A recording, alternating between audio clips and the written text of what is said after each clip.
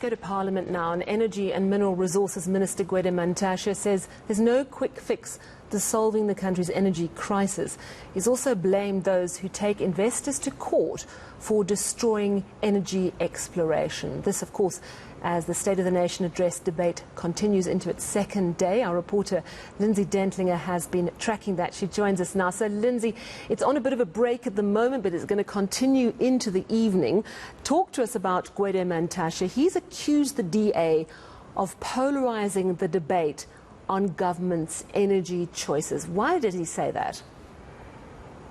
Well, we know that the energy minister is regularly criticised by the opposition for being pro-coal and for being slow and sluggish and maybe a little bit resistant for the transition to renewable energy sources, but not so, says Gwede Mantashe. He's told Parliament today that all these things are going to take time and that he is not opposed to renewable energy, but rather that government has the position of what he calls a just transition. He has announced, as you've made there in your opening remarks, that there are new energy projects in the pipeline. We know a new bid window will open in March and again later in the year. But Gwede Mantashe telling Parliament today that all these projects will take time. There is no quick fix to solving the country's energy needs. These projects will take time to develop. It will take time to transition from coal power to renewable energy sources, and so they cannot expect that these projects will be this quick fix that we hope to solve the energy crisis in a short space of time. But here's his remarks made during the debate on the State of the Nation address earlier this afternoon. There is no immediate solution to our energy shortage challenges. Energy projects have long lead times.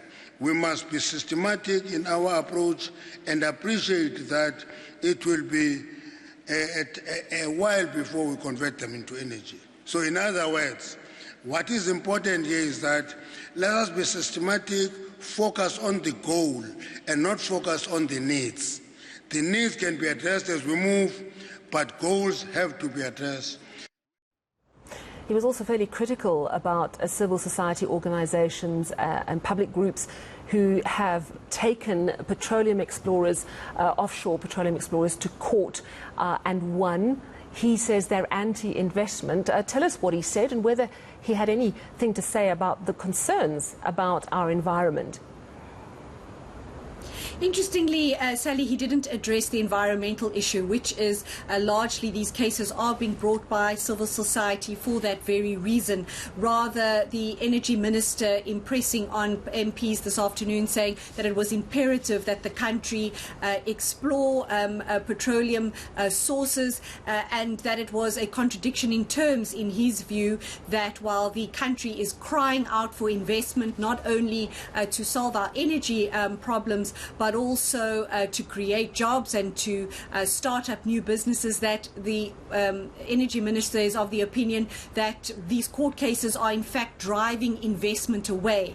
And he said investors would be less inclined to want to conduct this kind of exploration and to start businesses and create jobs in South Africa if they take note of the fact that these matters are regularly being taken to court in attempts to put a stop to them. But as I said, he didn't quite touch on why civil society groups are trying to put a stop to them. Here's the minister again during that debate.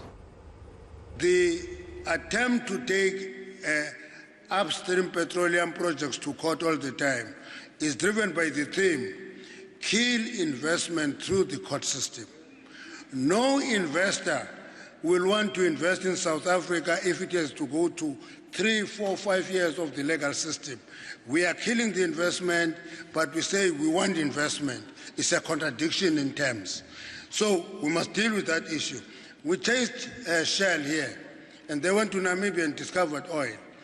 We chased ENI in KZN. They went to Cote d'Ivoire and discovered huge oil deposits. And that's what I describe as an island of angels that will starve to death. Yeah, that's a debate that's by no means over, is it, Lindsay? I mean, we know that during the State of the Nation address, the President spoke about green hydrogen, and that's one of the good alternatives that government wants to explore. But also this afternoon, the Communications Minister, Kumbutsa Ntshavheni, speaking out about the challenges facing her sector. She spoke about this long-awaited release of spectrum. Tell us what she said about that, but also please do tell us about her outburst just towards the end, in fact, when she was out of time for her address. So firstly, Sally, she's spoken about a number of issues, digital migration, turning off from analog to digital, saying that 8 provinces had now already successfully completed that analog to digital transition. And then, of course, she spoke about the spectrum issue, which has been dragging on for years. She didn't give new deadlines, and as far as we understand, that long-awaited auction is supposed to go ahead next month, but she said that as soon as that happened, hundreds of government institutions like schools and health facilities will be connected and receive free data for households, and of course drive down the data cost generally in South Africa. But in reference to your final point, as she was wrapping up and the presiding officer reminding her that she was out of time, she took the most unusual step to try to defend herself against state capture allegations. She was booed, she was heckled, as she said that she had to use this opportunity to say that there was no concrete evidence against her in any state capture matter, but that she would cooperate fully with any investigation the president initiated into those allegations. As I said, that's a very unusual platform for her to do that, and especially to be allowed to do that when she's run out of time. Many of the ministers have to stop their speeches right there and then when they are told that they are out of time. But she just carried on and, as I said, booed off the stage, but she seemed quite unperturbed and smiled as she left the stage. But here's what she had to say about the issue of that spectrum auction.